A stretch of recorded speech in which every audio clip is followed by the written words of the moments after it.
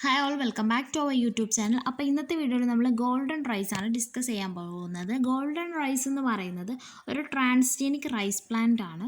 ഇത് vitamin A ഡെഫിഷ്യൻസിക്ക് കുറയ്ക്കാനായിട്ട് കൊണ്ടുവന്നിട്ടുള്ള ഒരു ട്രാൻസ്ജീനിക് റൈസ് പ്ലാന്റ് ആണ് ഗോൾഡൻ റൈസ് എന്ന് പറയുന്നത്. ഇങ്ങനെ ഒരു പ്ലാന്റ് കൊണ്ടുവന്നു കഴിഞ്ഞാൽ സ്വാഭാവികമായിട്ട് എന്ത് സംഭവിക്കും?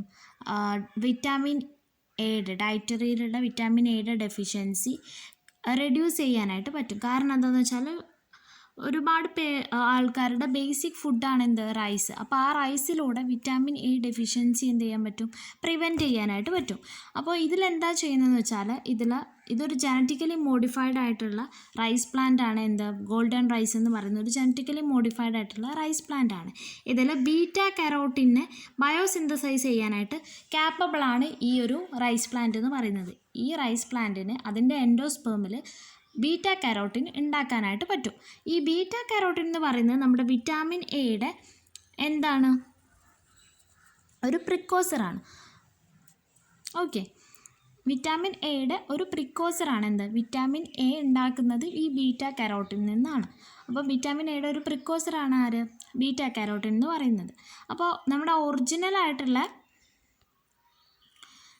ഒറിജിനൽ ഗോൾഡൻ റൈസ് എന്ന് പറയുന്നത് SGR1 ആണ്. അത് ഉണ്ടാക്കിയിരിക്കുന്നത് നോർമലായിട്ടുള്ള ഒറൈസ സറ്റൈവയിൽ നമ്മുടെ രണ്ട് ബീറ്റ കരോട്ടിൻ ജീന് ഇൻകോർപ്പറേറ്റ് ചെയ്തിട്ടാണ്. ബീറ്റ കരോട്ടിൻ സിന്തസൈസ് ചെയ്യുന്ന ജീന് ഇൻകോർപ്പറേറ്റ് ചെയ്തിട്ടാണ് എന്തുണ്ടാക്കിയിരിക്കുന്നത്? നോർമൽ ഒറൈസ സറ്റൈവേനെ SGR1 ഗോൾഡൻ റൈസ് ആക്കി ജനറ്റിക്കലി മോഡിഫൈ ചെയ്തിരിക്കുന്നത്. ഇതിലെ രണ്ട് ജീനുകളാണ് PSY gene from daffodil. Daffodil എന്ന് പറയുന്നത് ഒരു അമാരിഡിലേസി ഫാമിലിയിൽ വരുന്ന ഒരു മെമ്പറാണ് ഡാഫോഡിൽ എന്ന് പറയുന്നത്. ഇതിൻ്റെ PSY ജീന് അതുപോലെ തന്നെ നമ്മുടെ എർവീനിയ യൂറിഡോവോറ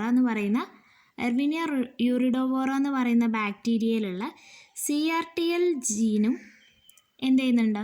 നമ്മുടെ ഒറൈസ സറ്റൈവിലേക്ക് ഇൻകോർപ്പറേറ്റ് ചെയ്യുന്നുണ്ട്. Okay,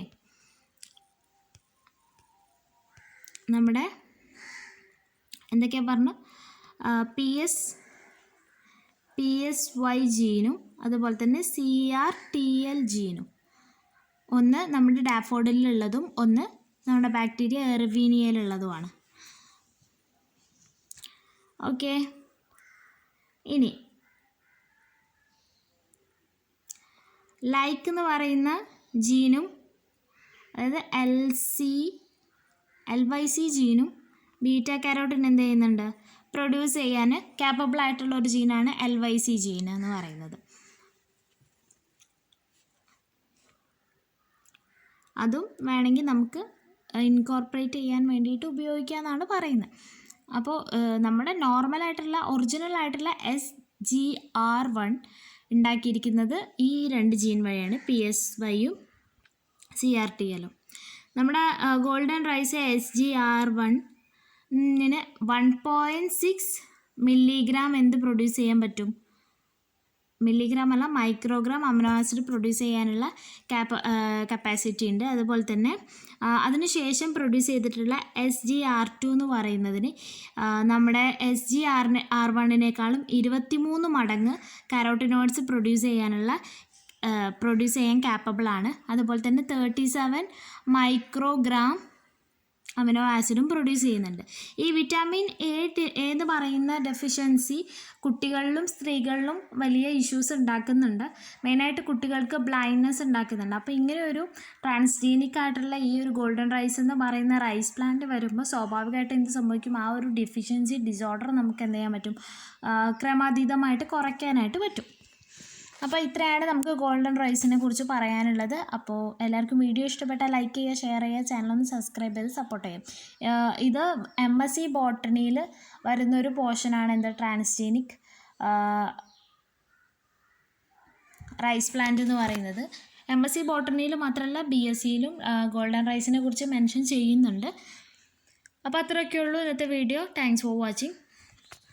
good luck.